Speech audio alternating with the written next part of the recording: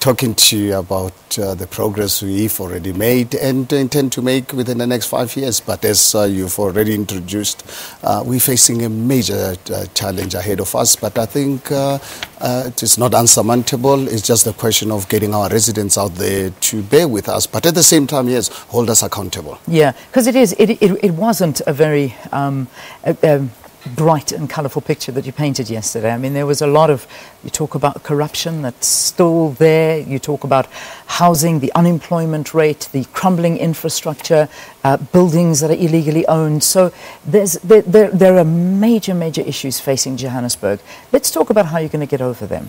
Well, I think it was for the first time residents of Johannesburg getting the real state of the city, because I think our people were given an impression all along. I can imagine last year at this time you had billboards all over the city, radio, television ads that Johannesburg is successful.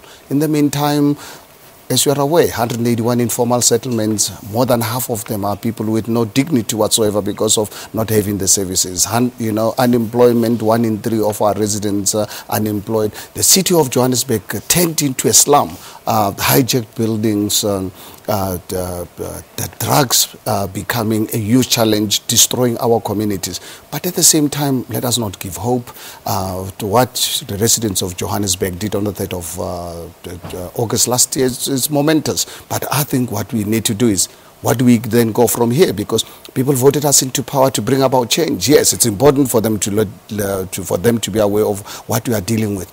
But the challenge is, how do we then move forward? And that is what we're focusing on. We need economic growth. We need our people to get employment, because not about actually economy growing. It must be an economy that is going to ensure that we create employment opportunities for our people. We need to aggressively work on formalizing this informal settlements. How do we live in a modern city like Johannesburg with 181 informal settlements mushrooming all over the show? People not actually even having an address. So what we need to do is speed up these challenges. But however, with 170 billion rands worth of infrastructure backlog, with only 10 billion rands a year to address this particular matters, what we then have to do is every year, as we share this progress with our people, saying we only got plus minus 10 billion rands to spend. Where do we give priority to? That is why I've committed to myself the first 5 years of my administration, 60% of this capital investment must go into the poor communities, so that I think we bring them as part of our society, an inclusive city. And at the same time, yes, we should not forget the fact that we need to address repairs and maintenance in areas where we have the existing infrastructure. But we committed to this process. I think as part of our adjustments, as you are aware, we've addressed this particular matters, declared on potholes, fixing of these traffic lights that are not working most of the time. We're buying new technology, putting in skilled people to ensure that our repairs and maintenance is done by qualified people, not by cadres. Because in the past, government was run on the basis of connections. We need to destroy this culture and this value system so that we employ the best. Have you cut a lot of contracts for the city?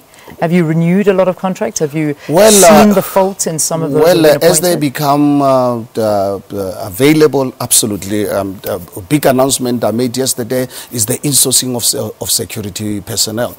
Our security contracts, our poor guards who are protecting our lives and our property. The city spends 16,000 rands, pays 16,000 rands per person. But our poor guards only get plus minus 4,000 rands a month. Where does the rest of the money go to? Made an announcement, fortunate enough, all the contracts of security companies will run on a month-to-month basis. 1st of January 2018, all the security guards within the city are going to be employed directly. We can, that's for me, it's a small contribution we can make in paying back the favor to the security guards who are looking after our lives and our property, that they can have permanent employment, being employed directly by the city. The last time you were here, you were talking about bringing a lot of the services into the city, the reintegration of those entities. How far are you? Where are we there? Well, we've started on this great journey. We've now got new boards that we appointed, I think about a month ago, the boards of new entities. and they are there on a temporary basis. This process, as I've announced, it will take about plus minus 18 months for completion, because it's a massive responsibility. But fortunate enough, now all the boards are all new board members, committed civil servants. I was saying to them 2 weeks ago when I was addressing them as part of their orientation that not a single one of them during the interview asked how much they were going to be paid, because we made it clear. Public service, it's about public service. It's not about saving yourself and getting the board fees. So the beauty of it is that now I've got a board that understands our service delivery agenda, and hopefully within the next 18 months, if it earlier, we will ensure that all the entities, City Power, Pick It Up, Joburg Water, all will obviously be accountable to the city. We don't have to have this boss. The savings can then be plowed back into ensuring that we can fast-track service delivered to our communities. Very quickly, and I'm asking it in a challenging way, is the fact that you've brought up this 10-point plan.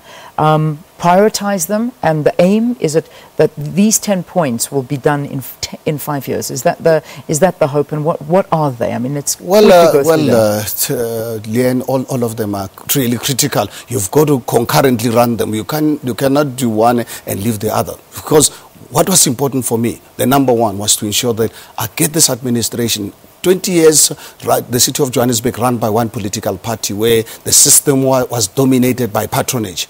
So I'm saying to the officials, everyone, 33,000 people working for the city, please accept the wishes of the voters. The voters have put together a government of political parties led by the DA, but accept this. That's very important. Secondly, let us ensure that all our programs must help to grow the economy. Government must be a facilitator. Let us declare corruption public enemy number one. Let us not accept corruption, because corruption steals from the poor. Let us extend operating hours of clinics in our communities. Let us bring safety to our communities. As you are aware, today it's a closing date. As a city of Johannesburg, we're employing additional 1,500 police officers so that the city can be safe, because you're not going to attract investments in your city when people are not safe. So all of these are really very important. At the same time, what we are saying is, as we consume today, we are using these resources. Let us think about the future generations, so that we look after our environment. Let's take long-term approach to everything that we do. Some of the programs that I'm initiating right now, the beneficiaries are going to be 2-3 generations beyond us, because that is very key when you don't use shortcuts and so forth. So all of them, as I say, you cannot really run one and leave the others. So you've got to really make sure that you run all these programs concurrently. Yes. All right. Mayor, we leave it there for this morning, but thanks for giving us an outline of your vision. We're not quite that African world-class city, are we? Absolutely not. Very, very far from it, but it has to be our aim so that future generations can inherit a freer space. All right. Herman Mashaba is the City of Joburg's mayor, talking to us about his State of the City address that he made yesterday and those plans that he has in place for it. All right, we take a break.